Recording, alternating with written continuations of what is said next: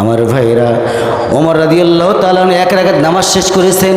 দ্বিতীয় রাকাতের অবস্থায় যখন নামাজ চলতেছিল, একজন বিধর্মী এসে, একজন মুশরিক এসে ওমর রাদিয়াল্লাহু তাআলা আনহুর নাভির মধ্যে ছুরিয়াঘাত করে দিয়েছেন। এমনভাবে ছুরিয়াঘাত করে দিয়ে দিলেন, ওমর রাদিয়াল্লাহু তাআলা আনহু টের পেলেন যে আমাকে কেউ না কেউ আক্রমণ করতেছে। এই চিন্তা করে তিনি মাথায় নিয়েছেন যে আল্লাহ তাআলা, আমি তো তোমার দরবারে সবসময়ের জন্য ফরিয়াদ করছি, আল্লাহ আল্লাহ তাআলা আমি যেন শাহাদাতের নাজর না পাই গো আল্লাহ। ওমর রাদিয়াল্লাহু তাআলা আনহুর দিলের ভিতরে সর্বক্ষণ শাহাদাতের তামান্না ছিল। ওমর রাদিয়াল্লাহু তাআলা আনহু এক পর্যায়ে তখনও তিনি ধরাশায়ী হয়ে পড়েন নাই। ওই অবস্থায় 2, 3, 4 বার হবে সম্ভবত, কিতাবে যতটুকু আসছে ওইভাবে আমি বলতে পারতেছি না। ওমর রাদিয়াল্লাহু তাআলা আনহুর তল পেটের মধ্যে 2 থেকে 3 বার যখন ছুরিয়াঘাত করে দিয়ে দিল, ওমর রাদিয়াল্লাহু তাআলা আনহুর ভুঁড়িটা সরাসরি বেরিয়ে চলে আসলো। কিন্তু ওমর রাদিয়াল্লাহু তাআলা আনহু সেন্সলেস হয়ে পড়ে গেলেন। সেন্সলেস হয়ে যখন পড়ে গেলেন, আর যে শেষ পাওয়ার পরে কিছুক্ষণের মধ্যেই ওমর রাদিয়াল্লাহু তাআলা আনহু চেয়ে দেখতেছেন, আর ছেলেকে বলছে, ও আমার কলিজার টুকরো সন্তান আব্দুল্লাহ, দয়া করে তুমি এক গ্লাস পানি নিয়ে আসো। অনেক তাফসীরবিদ বলেছেন 1 গ্লাস পানির কথা, কিন্তু আমি যতটুকু পড়লাম, যতটুকু বুঝলাম, 1 গ্লাস পানির কথা এখানে উল্লেখ হয় নাই। এখানে অজুর পানির কথা উল্লেখ করা হয়েছে। কিসের পানি? অজুর পানি। এখানে অজুর পানির কথা উল্লেখ হয়েছে। ওমর রাদিয়াল্লাহু তাআলা আনহু তার সন্তানকে বললেন, ও আমার কলিজার টুকরা সন্তান, তুমি পানি নিয়ে আসো। সন্তান পানি নিয়ে আসলেন। পানি নিয়ে আসার সঙ্গে সঙ্গে ওমর রাদিয়াল্লাহু তাআলা আনহু বললেন, ও আমার কলিজার টুকরা সন্তান, তুমি কিসের পানি নিয়ে আসছো?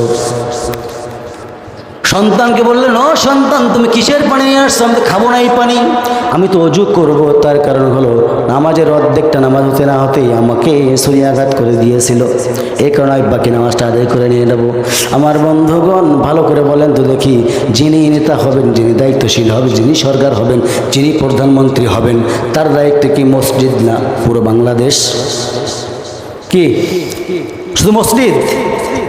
পুরো বাংলাদেশ। শুধু বাংলাদেশ কন্ট্রোল করলেই হবে না, তার দায়িত্ব হচ্ছে মসজিদের কি করা? ইমামতি করা। মাশাআল্লাহ, আমার দেশ তো আছে নাকি?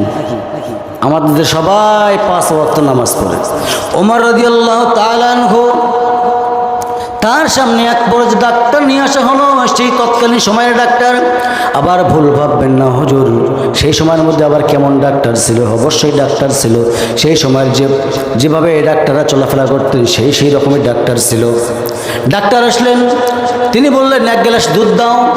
ওমরকে দুধ দেওয়া হলো। ওমর রাদিয়াল্লাহু তাআলা আনহু দুধ পান করলেন। দুধ পান করার সঙ্গে সঙ্গে ওমর রাদিয়াল্লাহু তাআলা আনহুর স্টোমাকের মধ্যে দুধগুলো থামলো না, ভুঁড়ি দিয়ে বের হয়ে গেল। জিহ্বার মধ্যে ডাক্তার কামড় মেরে বলতেছে, ইন্না লিল্লাহি ওয়া ইন্না ইলাইহি রাজিউন। এই কথা বললেন। এই কথা বলার সঙ্গে সঙ্গে ওমর রাদিয়াল্লাহু তাআলা আনহু মুস্কি একখানা হাসি দিয়ে বলতেছেন, ডাক্তার, কোনো লাভ হবে না, কোনো লাভ হবে না। কারণ এই জন্য লাভ হবে না, আমার নাকের ভিতরে আমি জান্নাতের ঘেরান পাইতেছি। বলি সুবহানাল্লাহ।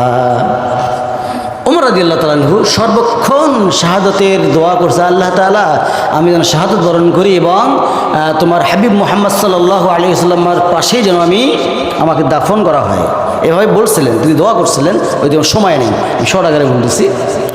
ওমর রাদিয়াল্লাহু তাআলা আনহু যখন সেন্স ফিরে পেলেন, সেন্স ফিরে যখন এই কথাগুলো বললেন, এই কথাগুলো বলতে বলতে তিনি তার সন্তানকে বললেন, বাবা আব্দুল্লাহ, যাও তো আম্মা জান আয়েশা সিদ্দিকা রাদিয়াল্লাহু তাআলা আনহার কাছে।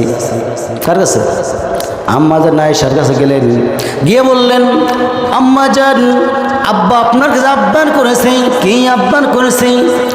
আব্বা বলেছে, মুহাম্মদ রাসূলুল্লাহ সাল্লাল্লাহু আলাইহি ওয়াসাল্লাম নাকি আপনার জায়গার মধ্যে শাহিদ করা আছে, সেই জায়গার মধ্যে গিয়ে তার মাকবারার কবর তার। এই কথা বললেন। বলার সঙ্গে সঙ্গে আম্মা জান আয়েশা বললেন, কি হয়েছে খুলে বলো। সঙ্গে সঙ্গে আব্দুল্লাহ বলছেন, ও আমার আম্মা জান, আমার আব্বা কিছুক্ষণের মধ্যে দুনিয়া থেকে বিদায় হয়ে যাবে, কিছুক্ষণের মধ্যে বিদায় হয়ে যাবে। তবে আমার আব্বার একটা আবদার, আমার আবার এই আবদারটা করেছে, আপনাকে বলতে বলেছেন। কি বলতে বলেছেন? সঙ্গে সঙ্গে আব্দুল্লাহ বললেন, আপনি যদি দয়া করে মোহাব্বত করে আমার আব্বাকে আপনার জায়গার মধ্যে স্থান দিতেন, আল্লাহ রাসূলের পাশে আমার আব্বা শুয়ে থাকতেন। মৃত্যুর পরে আমার আব্বা আপনার জায়গার মধ্যে মৃত্যুর পরে মুহাম্মদুর রাসূলুল্লাহ সাল্লাল্লাহু আলাইহি ওয়াসাল্লামের পাশেই শুয়ে থাকতেন। আর আমার আব্বাজান বললেন, আমার এক পাশে আবু বকর সিদ্দিক রাদিয়াল্লাহু তাআলা আনহু, আমার ভাই তো শাহিত আছে, দুইজন থাকলাম দুই পাশে, মুহাম্মদুর রাসূলুল্লাহ সাল্লাল্লাহু আলাইহি ওয়াসাল্লাম থাকলেন মাঝখানে। বলি সুবহানাল্লাহ। এই কথা বলার সঙ্গে সঙ্গে আম্মাজান আয়েশা বললেন, ওরে আব্দুল্লাহ যাও, তুমি চলে যাও, আমি কেমনে আর দেরি করি, আর দেরি করতে পারতেছি না, যাও তোমার আব্বাকে বলে দাও, আম্মাজান আয়েশার কথা তুমি বলে দাও, তিনি তার কোনো আবদার নেই, তার কোনো দাবি নেই, তার কোনো চিন্তাও নাই, আপনি থাকবে এই জায়গার মধ্যে, তার সবচাইতে বড় আনন্দ লাগতেছে। বলি সুবহানাল্লাহ।